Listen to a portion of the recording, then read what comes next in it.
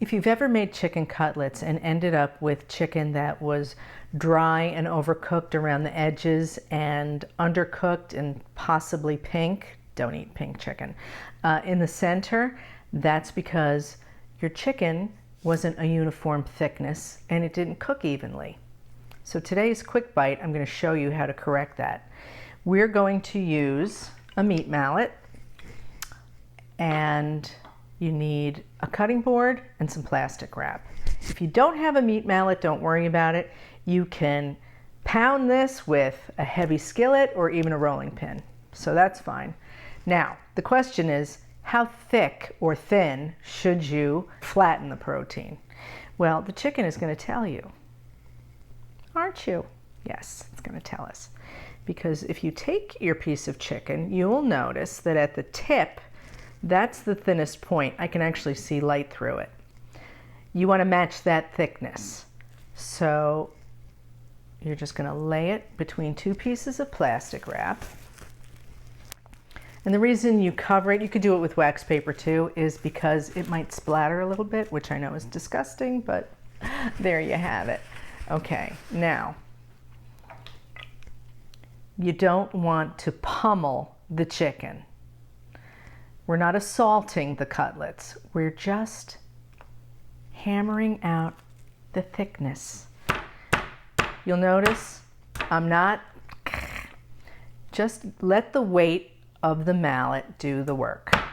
You might want to start from the inside and work your way out. It's all in the wrist. That looks pretty good. This does two things. It breaks up the fibers, which actually tenderizes the meat, and it makes your portions bigger. So if you're feeding a lot of people, you can actually stretch your food budget a little bit. And you'll now see that the whole piece is the same thickness as the tip. All right, so there's your chicken. Now let's do some steaks. The steak is a different situation because, as you can see, the thickness is already pretty uniform. So we're really doing this to tenderize the steak. You may have noticed on the mallet there are two different sides. This side is flat, this side is nubbed. Don't ever use this side on the chicken, you'll tear it to pieces. It's too delicate. You only use this side. But this side is specifically meant for tenderizing red meat.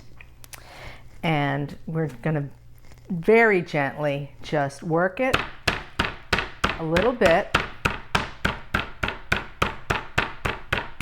It is going to flatten a little, but not a lot.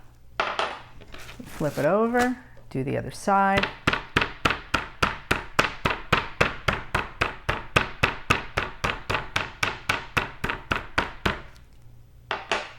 That's it.